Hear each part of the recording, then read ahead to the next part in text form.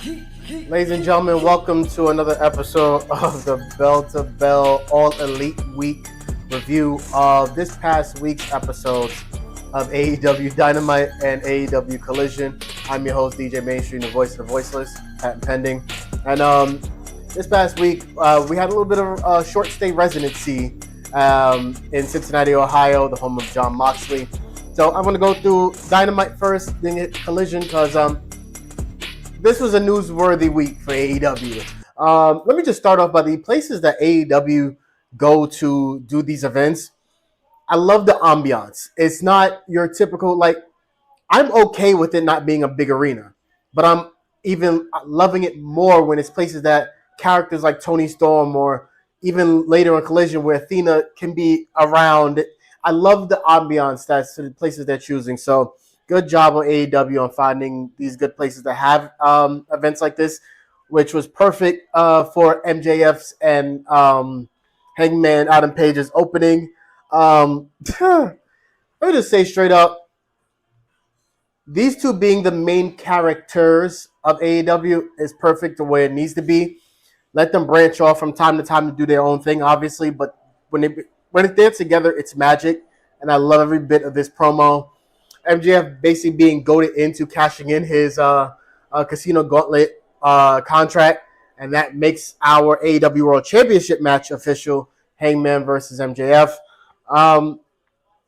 Let's shout out to the crowd at Cincinnati, chanting he's a pussy. That was a good one. But yeah, we start off with Jon Moxley versus Kevin Knight. Again, I said this in the last All Elite Week episode. I love what we're doing with Moxley being the barometer to a lot of the new stars that are, I guess you could say, building up in AEW. Kevin Knight and before Ace Austin, who debuted on Collision, but Kevin Knight and Speedball Mike Bailey getting the rub in a sense from fighting Jon Moxley these past few episodes, I think have done wonders for them and their standing in All Elite Wrestling, and I want that to continue either on their own or together, that they constantly get these chances to be on TV.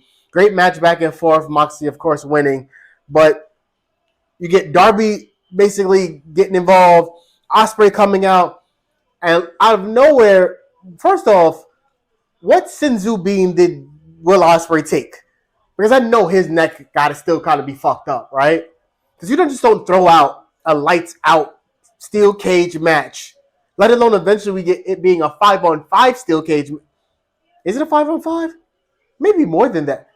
Regardless, Ospreay throwing down a challenge of lights out Forbidden Door match was just insane. Yeah, even down to the next thing being announced that the ace Hiroshi Tanahashi is going to be in this. I like how the internet, we all collectively just said, high fly flow straight from the top rope, straight from top of the cage. It's happening. I feel bad for my ace. We're going to pray for him. We're going to come together and do a prayer circle for Hiroshi Tanahashi because this is his last year. And the fact that you guys even want him to do this cage match, let alone he wants to do it, one, he's a sicko, but we know this already. But two, either way, he deserves to be prayed for. We had these 6-women tag match. The CEO Mercedes Moné against Tekla and Sky Blue on one team. Willow, Alex Windsor, and Queen Aminata, who continues to show out every time she's on TV. This was a great match, especially with Toni Storm coming out, Athena coming out. It was a great fun with showing what should be your core. And yes, all 8 of those women should be your core women's division. Throw in 1 or 2 Penelope Ford, Megan Bayne as well. Should be your core division going forward in AEW. I've already called for this. I think one of those 7 women should be the woman who beats Mercedes Moné for the TBS Championship. If not, Megan Bayne. I'll take either or. But I loved everything I saw. Queen Aminata still being a standout is what I love the most. But it was a great match nonetheless. Eventually just set up more going into what I feel should eventually be the debut of the AEW Women's World Tag Team Championships. Sound like a broken record, but so be it. Adam Copeland versus Stoke.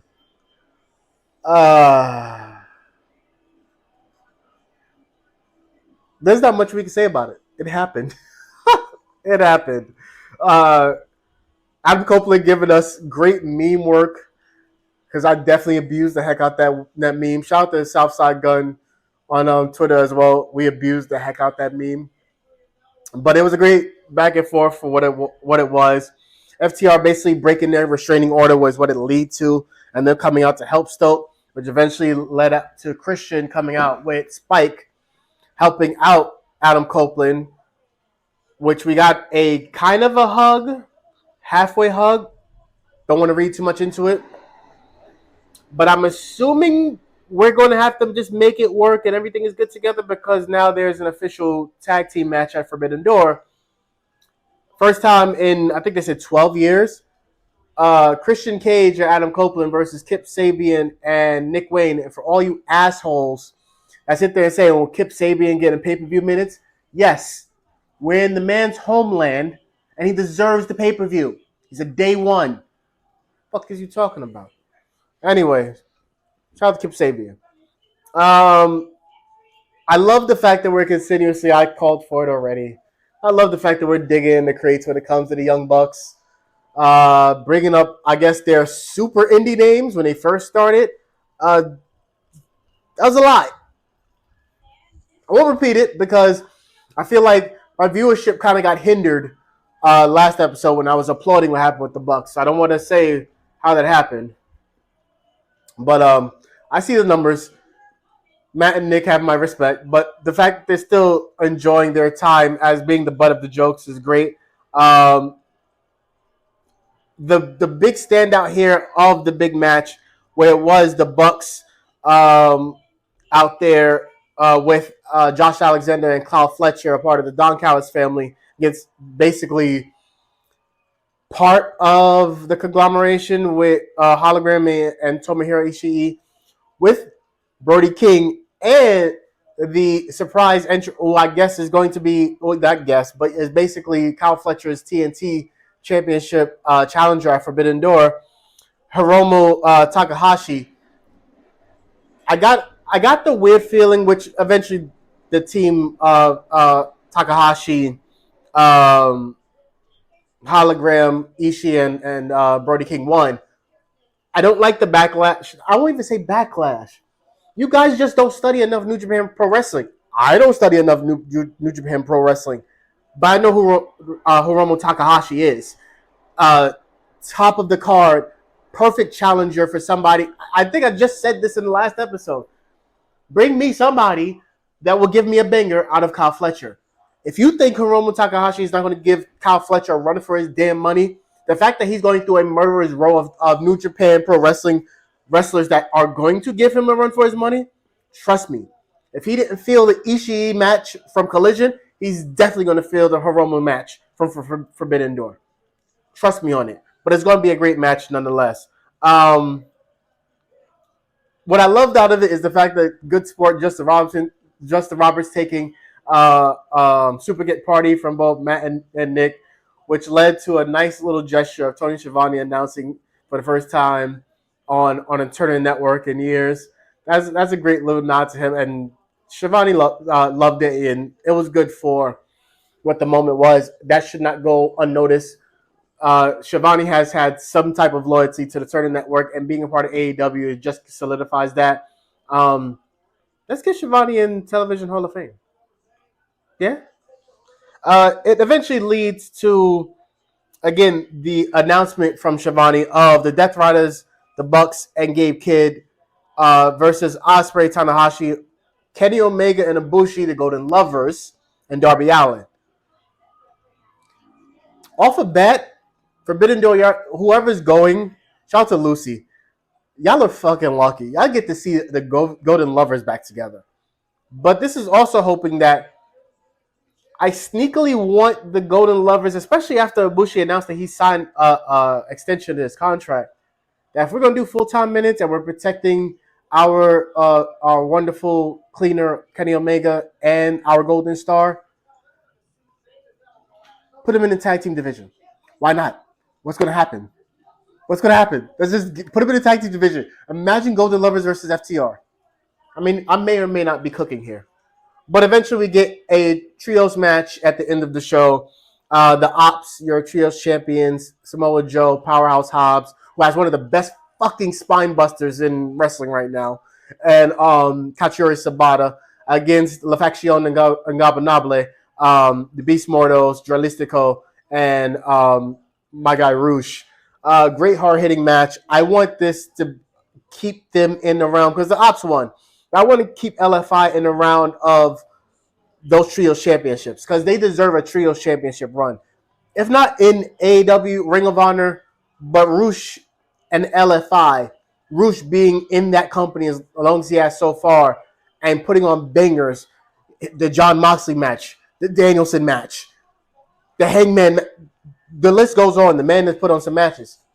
His attitude is a little hot-headed, but you mess with the bull, you get the horns. What do you want me to do here?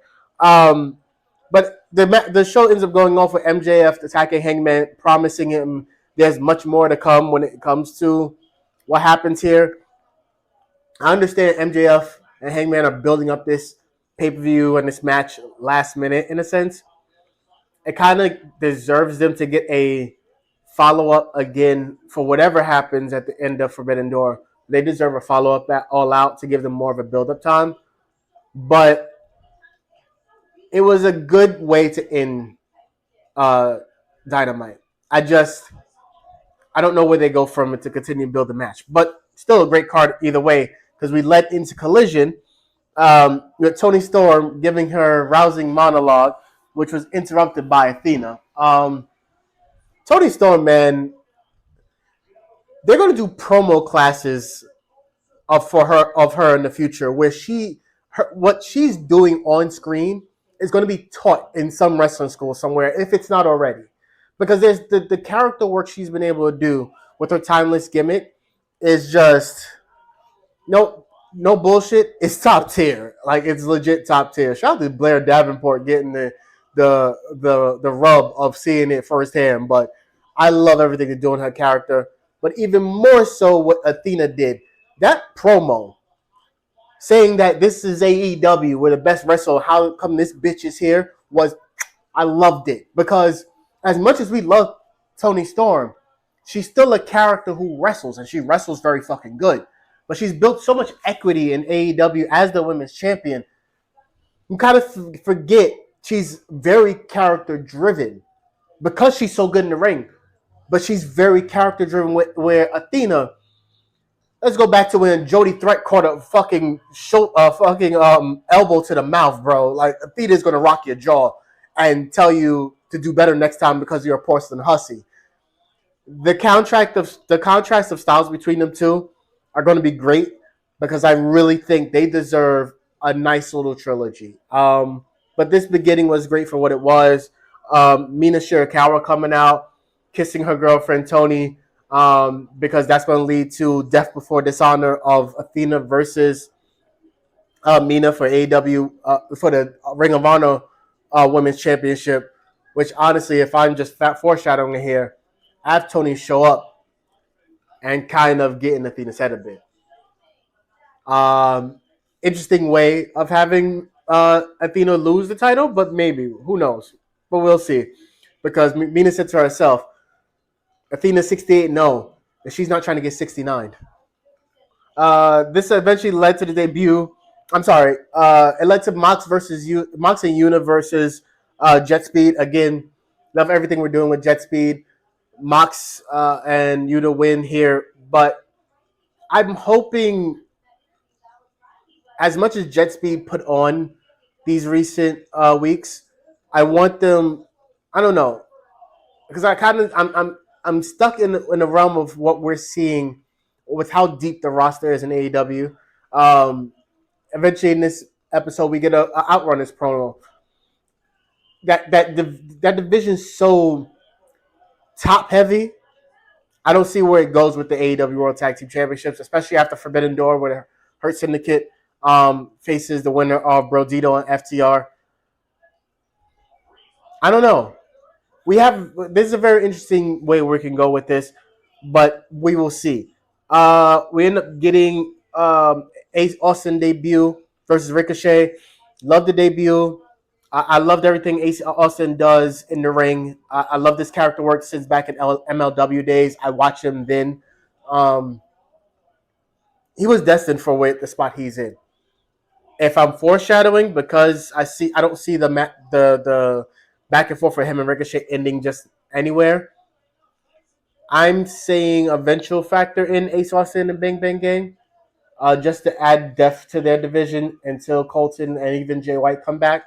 But we'll see. But let Ace Austin ride this wave of momentum, him coming in. I don't know where they go with him, but I love the addition of having him in AEW. Uh, Paragon versus Swirl, Vanilla Baby, Blake Christian, and Lee Johnson. Let me just real shout out. Paragon gets the win here. Roderick Strong goes through his whole emotions of what he wants to conglomerate or not. I like that we're keeping them on TV, but what I also love is the fact that Lee Johnson and Blake Christian are getting these minutes that's necessary on AEW and on Collision. Lee Johnson has gone through a lot of up and downs from his time on the very early days of AEW. The fact that Blake Christian's now here, more staying power, more locked in. I like what we're doing with putting this team together. I don't know if I like the name Swirl, but anytime I get Blake Christian and Lee Johnson on my screen, I love it. I like to keep them in the position they're in because they both deserve. I mean, that's your young up and coming like team, part of that influx of new talent that comes in. That's who you mix them up with. Give me an Ace Austin versus Blake Christian match. That's a main event somewhere in either East Coast Wrestling, GCW, Defy. But give me that on Dynamite or Collision, either or. We eventually get to our 100K match. Julia, Penelope, Anna Jay, and Chris Statlander, which Stat winning. Again, showing off the dynamics of this women's division. Going back to my Dynamite point, Statlander is who you add to that as well. But I am starting to feel like we're getting to a point where Statlander needs to start sniffing the top card realm. I don't see her going back to TBS championship contendership yet. But I think we need to move her into AEW Women's Championship. I don't know when, but I do think it should be within the next year. Statlander is giving a lot. And this new submission, I love. Statlock, nah. Needs a clever name. We'll get there. We eventually get into the fact that Harley Cameron comes back. I love this. I love seeing Harley Cameron. Shout out to everybody who loves the Inspiration theme song, Inspiration TNA. That was Harley Cameron. Uh, Mox showing up backstage, acknowledging Statlander. I don't know what they're doing there. I'm very curious, but I don't know where it goes to. But if it's going to lead to something, make it something that's meaningful for Statlander. That's all I ask. Juice Robinson and Bonnie Hunt and Brian Key. Again, somebody else that I'm enjoying that gets minutes for solo time. Brian Keith, loved everything he was doing. I still kind of foreshadow and dream him, Bandito, and Hangman being this Outlaws pro. Yeah, I'm a total Twitter head, and I actually enjoyed that little run of foreshadowing that we like to do. But again, great match nonetheless. Big Bill, Brian Keith, and Bang Bang Gang having this outs. I know what it leads to, but I do love seeing Brian Keith and Big Bill being a tag team. Let them lead to something as well. Blake Christian versus Lee Johnson on that too. I'm just throwing fantasy booking. Eventually end up in a technical spectacle. Lee Moriarty, Daniel Garcia, Henchesero, and the eventual winner. Forbidden Door, y'all are getting very, very greedy, man. Shout out to everybody who's going to go to the O2. Y'all going to get IWGP World Heavyweight Championship match against Nigel fucking McGuinness and Zack Sabre Jr. Technical spectacle was great, but you're going to get a masterclass. I wouldn't be surprised if Danielson is front row watching this, because you're going to get a hell of a match. This technical spectacle was great for what it was. Daniel Garcia, that little wrinkle of upset. I hope this is leading to an eventual heel turn, because I think that's what helped with his character.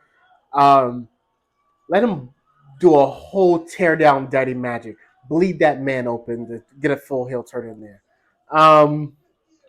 But yeah, regardless, Daniel Garcia's going to be in the corner of Nigel McGuinness against that match at Zack Sabre Jr. at Forbidden Door. I love the match.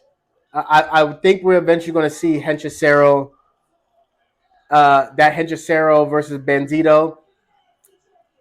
The way Henchicero has given me so much standout moments on both Collision and Dynamite, I kind of see him winning at Death Before Dishonor. But that may be for my upcoming. I may do a prediction show for Death Before Dishonor. I'm not sure yet. But episode 7 of the Bell to Bell podcast is out now. And of course, tune in next week for All Elite Week. This is DJ Mainstream, the voice of voices. Peace.